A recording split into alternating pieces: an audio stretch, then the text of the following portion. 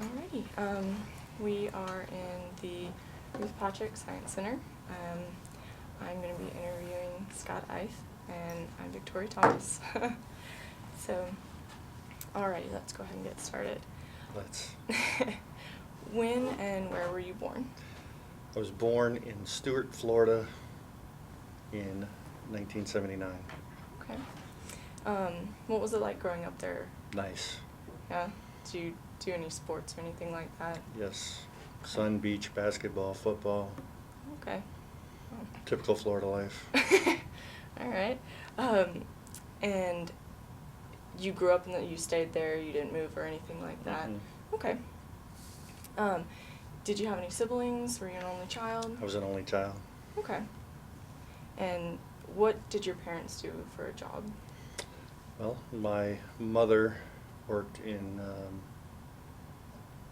I guess it would just be pest control. She did that her whole life. Okay. And your father? Heating and air. Okay. Did you have any jobs as a kid, like mowing lawns or anything like that? Oh, yeah. Oh, yeah. Oh, yeah. Alrighty.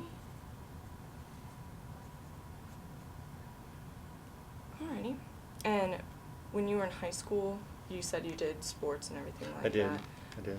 Did you ever think about joining the military in high school? Was that even something you thought No, about? it wasn't even on my radar. Okay. Where did you go to college? Well, I started at FAU, Florida Atlantic University, down in Boca Raton. But I was more interested in life than books, so Yeah. that didn't last long. So about like A semester. A semester. Yeah. Okay. Alrighty. So you said college was just kind of like you having fun the whole time? That's it. Not doing It was one much big party. books. Okay. And is that when you thought about joining the military? No. Not even then? Mm-mm. Okay. So when did you decide to join then? So I was later in life when I joined. So basically, all those party years culminated in a relationship where, I was with somebody for a minute, and then she got pregnant, and then I was like, oh crap, I got to do something with my life. Okay. So that's... I had no real skills, no education, nothing to like get a serious job and raise a family on. Okay. So I looked up what I needed to do to join the military, went the next day, signed up, and left. Wow, okay. Well, that kind of answers the next question I was going to ask. Well, how did your family and your friends take that news of you joining? They weren't surprised. Oh, really? Oh yeah, no, I was a wild, like fly by the seat of my pants kind of guy. Okay. So your parents just kind of didn't... Yeah. No. It didn't bother them. Okay. Didn't bother them. I have a family, family line of military. Oh, okay. So like my uncle, my grandfather, so I have a long line of military in my family. So really, it wasn't a thing to them. Got it. It was just kind of Yeah, they just did. He's gonna... Yeah. They did Navy. I was like, nope, not gonna be stuck on a boat. So that's fair. So where did you go no for disrespect to you guys right now. Well, So, where did you go for basic I went to training? Fort Jackson, South Okay. Carolina. Alrighty. Is that a normal area where Army goes for It training? is. Okay. It's one of many. Okay, I just didn't know if there was one in Florida and you just opted to go there. I went to MEPS in Florida, which is the military entrance thing. So I did that in Miami, Okay. Florida. That's where they basically do all your assessments, do your medical, make sure you're fit for duty. Okay. They do aptitude tests. You do another ASVAB, and they check you out physically and mentally. Okay. Make sure, check. That's where you pick your MOS. That's where you decide what you want in your military contract and how long you're going to enlist for. And once all that's settled, they ship you out. Okay. So what were the drill instructors like while you were going through training? Not nice. Really? Is it? Well, I know you're not So, in I now, mean, but is it different? Well, of course. Well, is it different now than it was when I went? Mhm. Absolutely, because I think I think they're a lot more restricted in what they can and can't do. Okay. So, all the, you know, not quite like Hollywood depicts it, but I mean, still, you know, day zero is pretty shock and awe, in your face, you know. Like if you don't have like their spit dripping off your face after the first 10 minutes, then something's not right. Okay. Nothing like Full Metal Jacket. Oh, it was intense. Something you never forget. Okay. Was that the hardest part of basic training, or was there a hard part? Well, for me, specifically? again, being older, joining later in life, not the typical 18. So I've been, you know, for me it was leaving my kid behind. Okay. So for me it was being separated from her. That was the hard part for me. Okay. So with the training, did it change you? Did you feel like there was a change? Oh, Did absolutely. people see it? Oh, absolutely, 100%. With I just mean, everything, just your attitude, demeanor, the way you carry yourself, I mean, your confidence, I mean, all that gets a major makeover. Okay. And would you say that was a better change? Oh, or- absolutely, absolutely. Really? Okay. I think every male-age American should go to the military. If nothing more, it makes you a better person, in my opinion. Right. So after your basic training, were you able to do any extra training courses?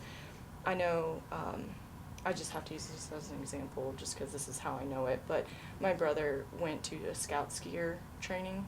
Did you do anything? Well, you do MOS training, so I went to Fort Lee, Virginia. Oh, okay. Okay.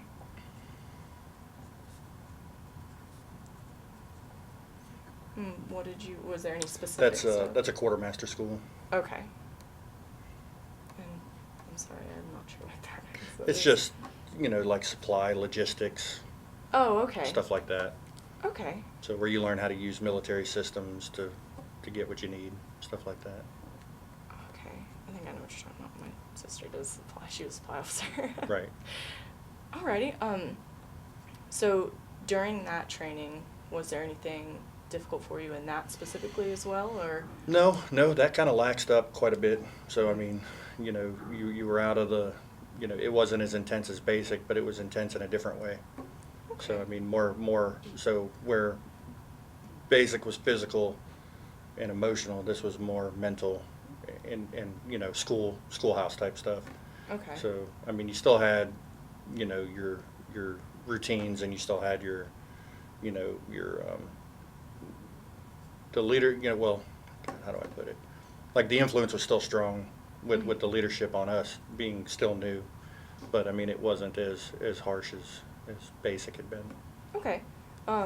Was it like what you expected it to be almost, or? Yeah, I mean, I didn't really have any expectations. Again, I was just kind of go with the flow kind of person. Okay. So it wasn't like, it was a different type of schooling from going to college, or was it similar in a Well, way? I mean, yeah, you didn't have a choice. Well, yeah. Okay. Sorry, I lost my place. That's okay. So did you stay within the same brigade the whole time while In- you were going through? Oh yeah, you're always with the same. Okay. So you get assigned when you get there, and I mean, it's just- basically, yeah, so you're just like basically class number, and then you go through, And stay with that whole and class you stay, full yeah, time? you stay with that the whole time. Okay. Did you ever get a different battalion ever, or did While that I was stay the there? same? Mm-hmm. Or after there. Well, I'm sorry, after. your Yeah, so when training. you're done at the schoolhouse, you get orders. Mhm. Everybody gets random orders throughout the country, you know, wherever they're gonna end up. Mine ended with, so I went to 3rd Infantry Division, 2nd Brigade, 164 Armor Division, Mhm. and that's in Fort Stewart, Georgia. I don't know if you're familiar with that. Little So, bit. yeah, so I ended up in Alpha Company. So it's a mechanized infantry company. Bradley's, What is? like Bradley's tanks. Well, I don't want to say tanks. So Bradley's, APCs, you know, stuff like that. Okay. And Just when you think of, so I guess if I'm trying to make you understand, yeah. so you have light infantry, which is, you know, people on foot, Mhm. basically doing different tactics that way. Mechanized infantry is the heavy machines, like the tanks, I guess I would say to you. like the tanks and the other armor, big vehicles you see. Oh, okay, like the Humvee, armored Humvees. Well, everybody type could thing. drive a Humvee. Oh, okay, so it's Like Humvees, MRAPs, I mean, those are basic military vehicles, but I'm talking like the heavy armor, Okay. like the Abrams, or like old school Abrams, I guess, but we drove Bradleys. Okay. I'll have to show you one. Yeah. Okay, so I think we might have answered this one, but I'm going to ask just in case. Sure. What was the MOS that you had after your training? Is that what? That's what I went to Fort Lee, Virginia, so. That is the Fort Lee, Yeah, Virginia, so, okay. so in the Army, everybody's a soldier first, so that's what they beat into your head. So even though I was a 92 Yankee supply sergeant or supply specialist, you know, I still fell in with mechanized infantry, you know, still did all my soldier duties. So when you get to your station, it's more like your secondary duty is what you enlisted for. But you're Okay. a soldier first, so all the training, everything. So you go through all of that basic stuff that everybody Right. does? Correct. Okay. So then after all of your training, where were you stationed? At Or- Fort Stewart. At Fort Stewart? Mhm. Okay. Rock of the Marne. And for your deployments, where did you happen to go? So in October of 2008, we deployed to Mosul, Iraq. So I deployed with the 3rd Infantry Division. Sorry. It's okay. And is that the only place you had deployed? It was. How many times did you happen to go? Or did you? I went go the back? one time. Just the one time? I went the one time. Okay.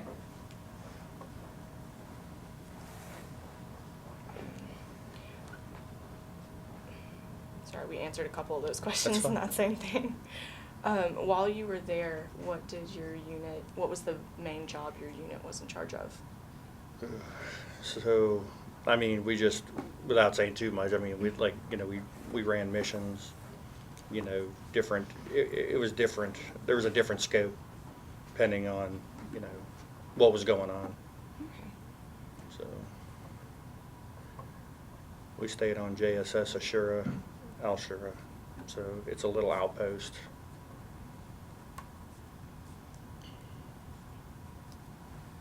And with the missions that you guys ran, I know there are some that you run at night and some that you run during the day. Were Sure. most of them during the day or night? It was hit and miss. Hit and miss, Yeah, okay. it was mission dependent, so whatever dictated is what what came down. All right.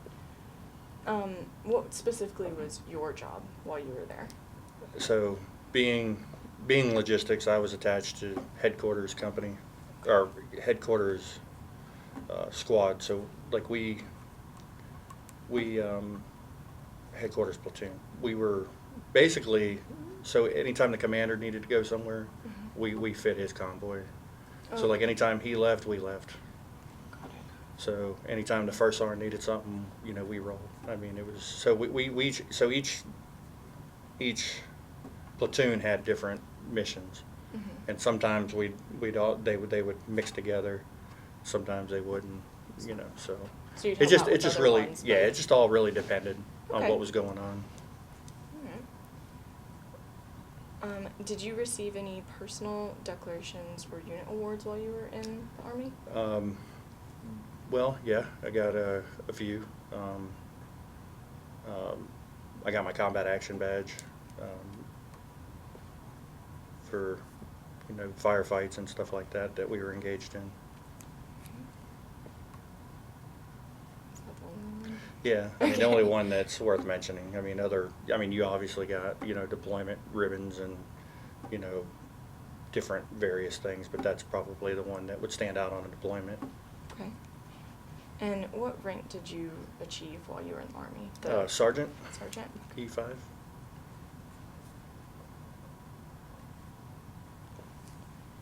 And when did you leave the Army, and was there a reason for it or anything? So while deployed on that deployment, I was injured. Mhm. So as a result, I got medically discharged in 2013. Okay. Medically retired in 2013, April of 2013.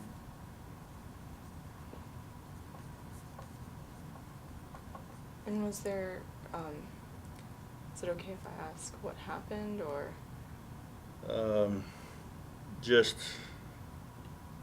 so, how do I put this? So explosion type stuff, and then, yeah, so, and then fall out from that. Okay. Alrighty.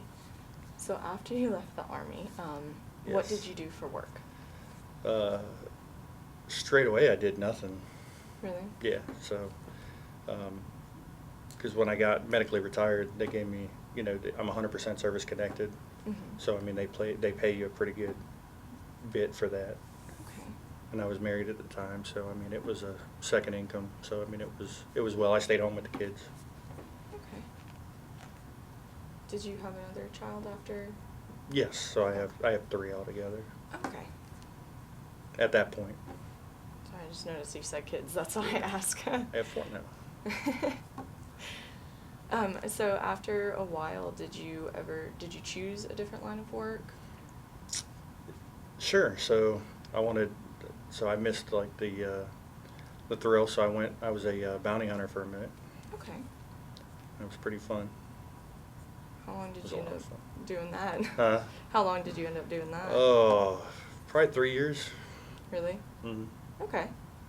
What, you said you liked the thrill of it. What did you I mean, do with that? Like, I like know. it was just the fun. Like it was, here's this person, go find them. They're somewhere out there.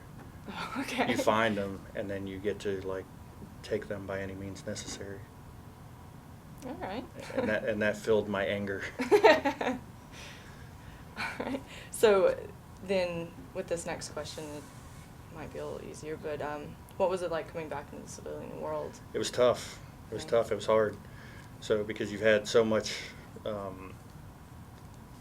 I mean, it was tough on many levels. So just the surface level, I mean, you got so used to like having very little for so long, and then you come back, you know, and you were deployed, you know, you went through these times with your brothers, and it was coming back to everybody acting like nothing, you know, like you had just been to Disney World or something, you know, so they didn't understand, either because they didn't want to or because, you know, they just don't have to. I mean, they didn't enlist to sign up for that, so it was tough coming back like that, so I didn't really like being around people. Okay.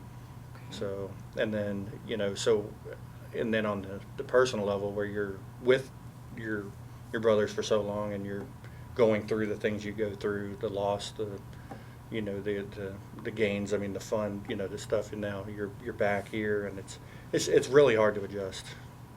Is it? So it was for me. It was hard to adjust. Was it strange to have people like tiptoeing around you with some questions or some things like that? No, I wouldn't talk to them, so they didn't have to Just- tiptoe. Oh wow. Okay. I just didn't tell them anything. Even if they'd ask or anything like that, you Mhm. just wouldn't say? Mm-mm. Okay.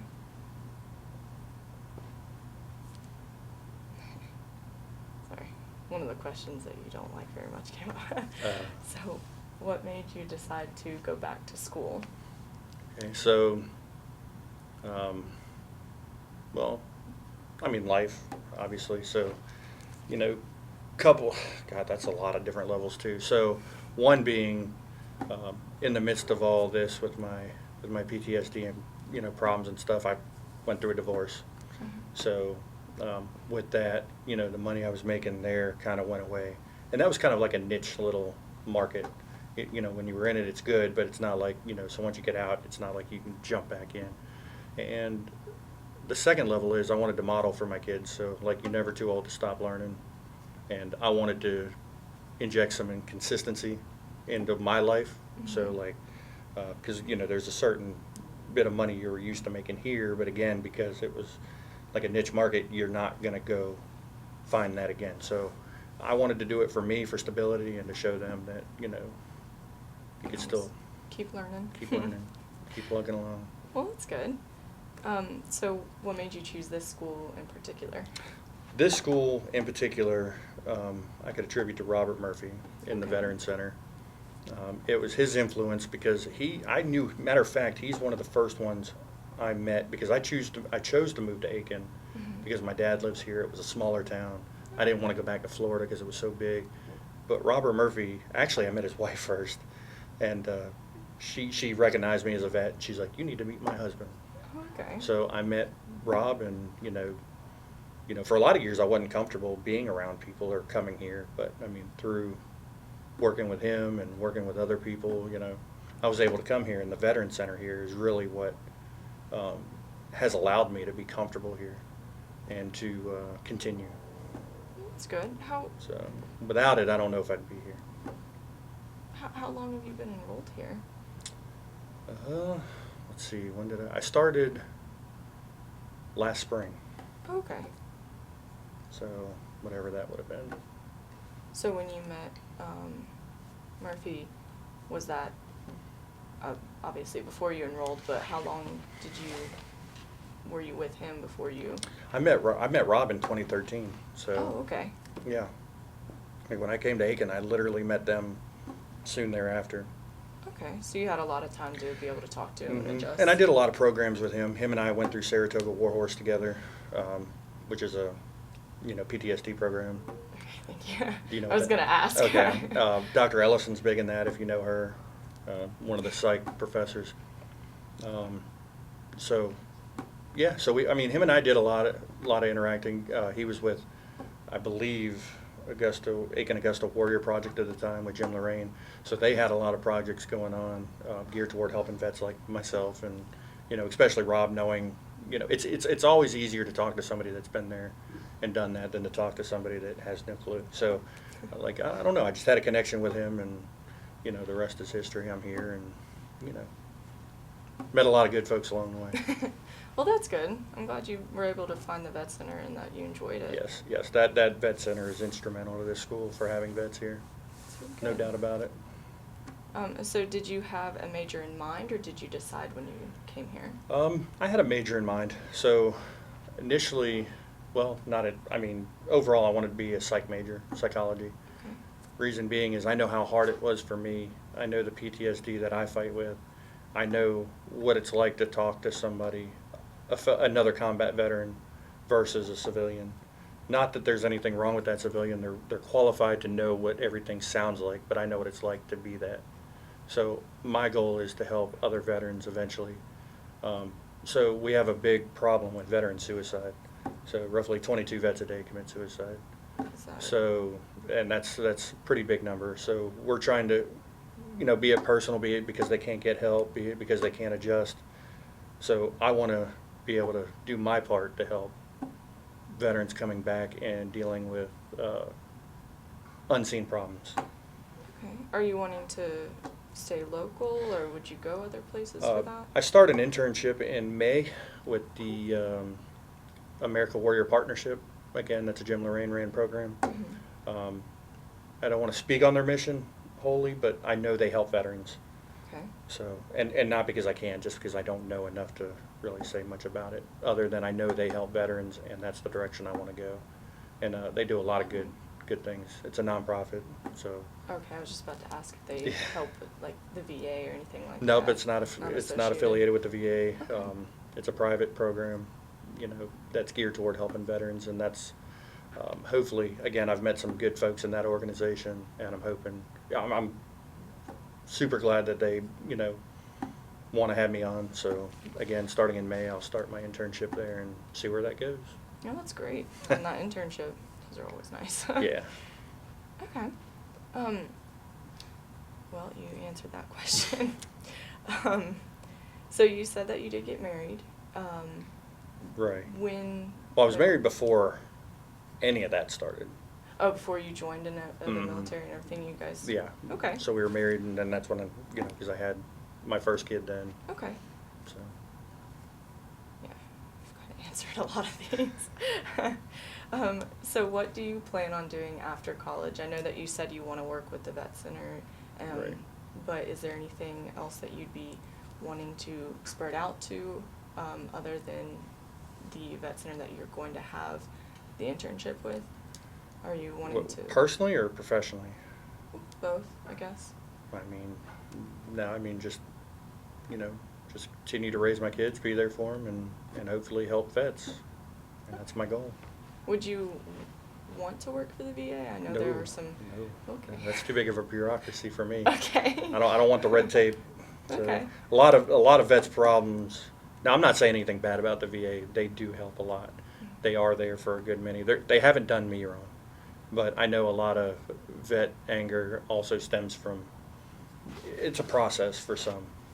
So luckily, my process was done while I was getting out. So the med board, all my decisions and everything like that were done. So I didn't miss a beat. But a lot of veterans are missing little pieces here. And when they put in for, you know, a percentage, or they put in for an increase, I mean, sometimes it takes 8, 9 months, a year, 18 months. I mean, it just really depends on follow-up appointments, stuff like that. So they get frustrated with the system. So